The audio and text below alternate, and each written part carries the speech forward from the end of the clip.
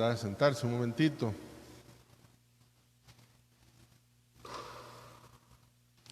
De seguro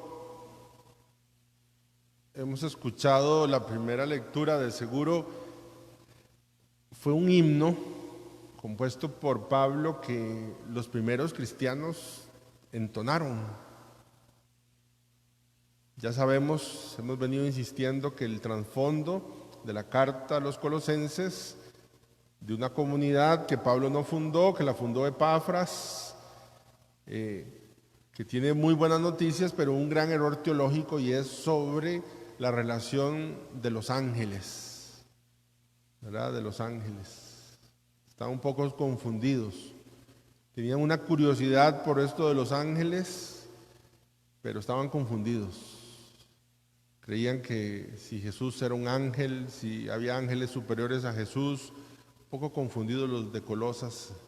Entonces Pablo escribe, y como hemos dicho, una teología, una cristología más madura, muy rica, y este debe ser, seguramente así creen los biblistas, un himno que con mucha regularidad cantaban los cristianos, rezaban los cristianos. Le dije a Rosarito que si podía bajar una canción para ponerla ahora en la comunión. Justamente es este himno hecho canto, que nos pueda a nosotros glorificar, ayudar a glorificar al Señor. Dice: Cristo es la imagen de Dios invisible.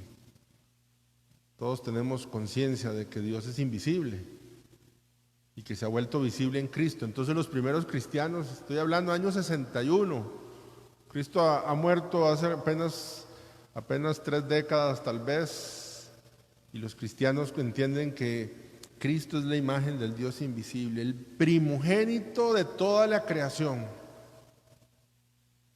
porque en Él tienen su fundamento todas las cosas creadas. Entonces todo lo que existe tiene el fundamento en Cristo. Las del cielo y las de la tierra. Las visibles y las invisibles. Esto es muy bonito.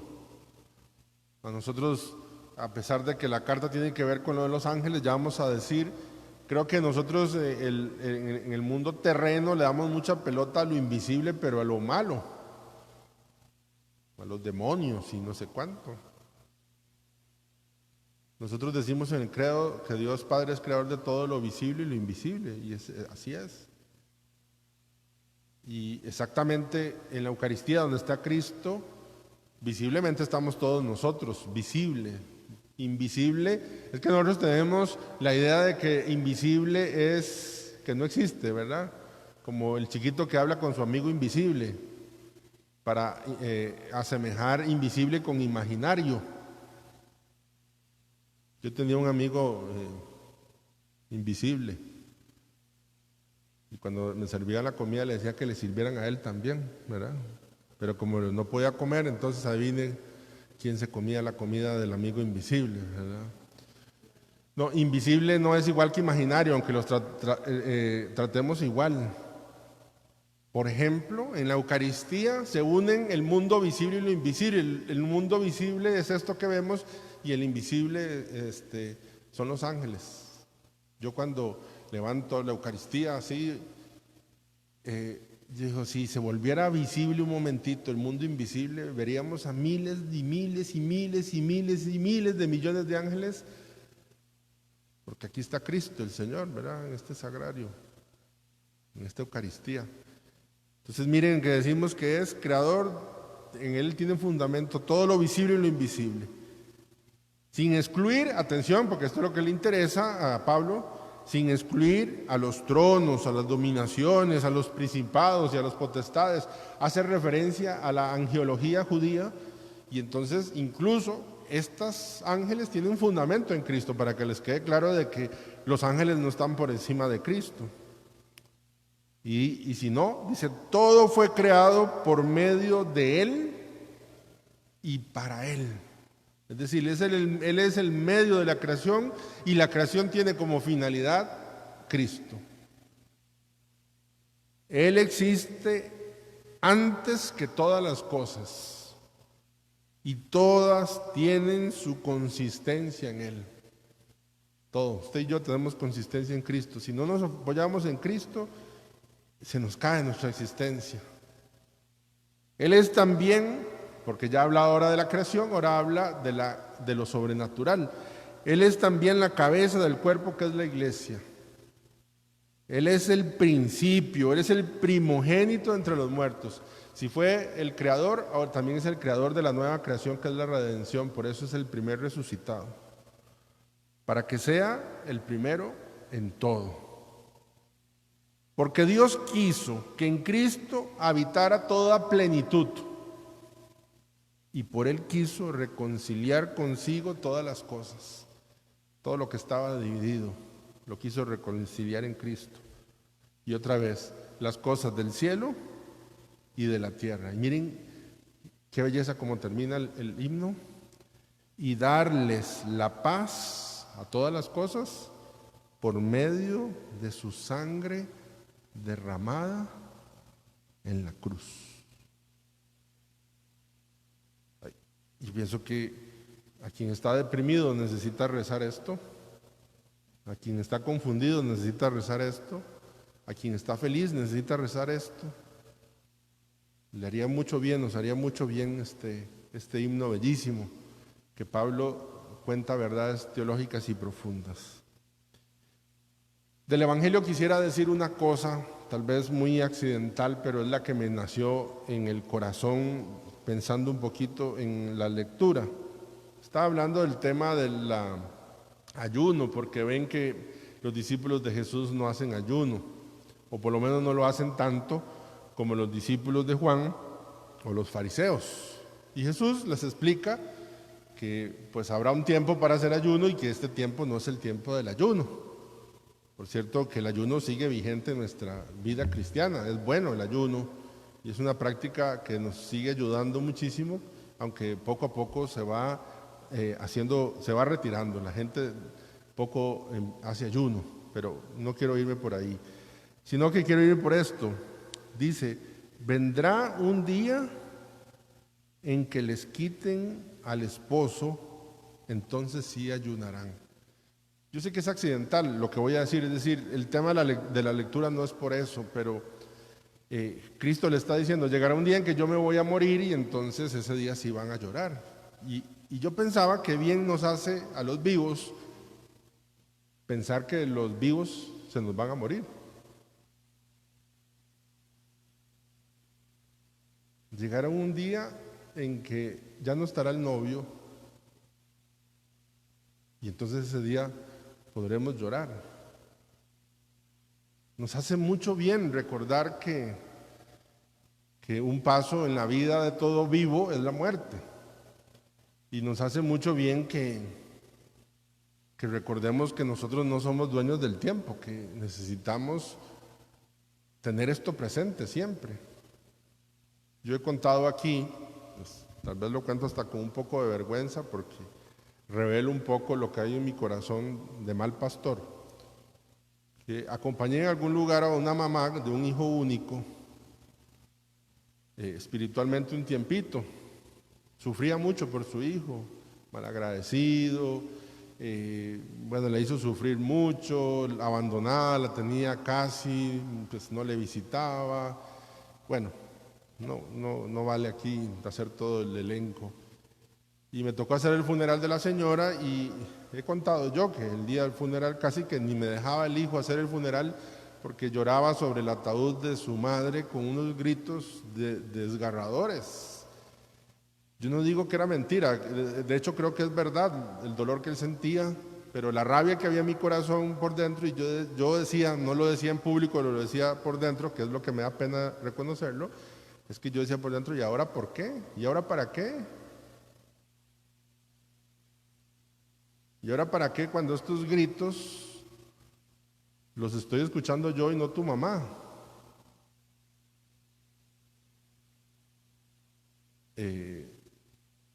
Yo sé que era verdad lo que él sentía.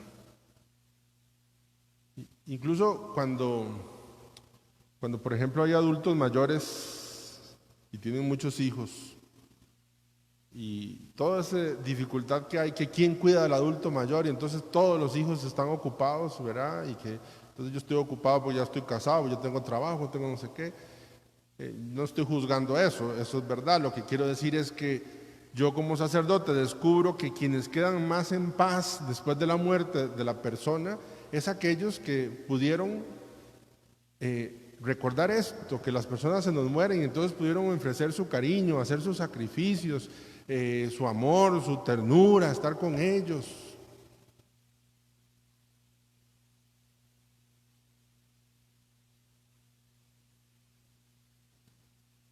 Incluso hasta pelear, se dice que pelear, que los esposos deberían de discutir, que una buena discusión es aquella en la que a la hora de terminar de discutir, la última frase que yo dije en la discusión pudiera ser la última frase que yo escucho de esa persona. Entonces discutí bien.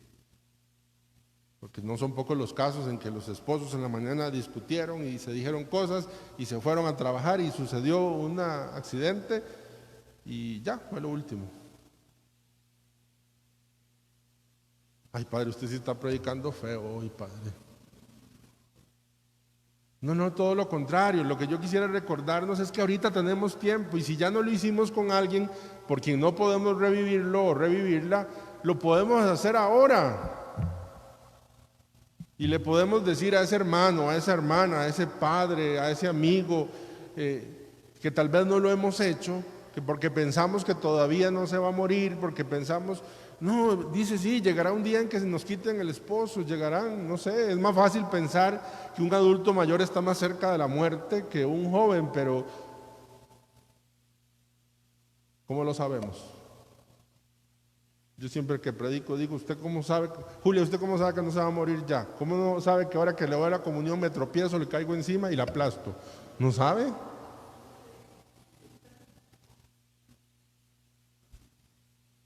Entonces, qué bueno es saber que nuestros seres queridos llegarán un día en que no estén con nosotros. Y que ese día en que no estén, que nosotros podamos decir, bueno, le demostré que la amaba, le demostré que la quería, le dije perdón, hice todo lo posible.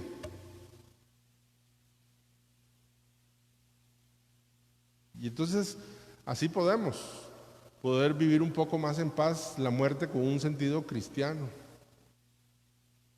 Y a veces mientras estamos vivos, es que es esto, mientras estamos vivos nos quedamos pegados a orgullos. Y yo entonces, ¿por qué voy a decir eso? Si la persona que tuvo la culpa fue, y entonces yo no voy a tal cosa. Y basta que las personas fallezcan y entonces uno tiene como el deseo de que, uy, si yo pudiera echar el tiempo para atrás, y yo, entonces,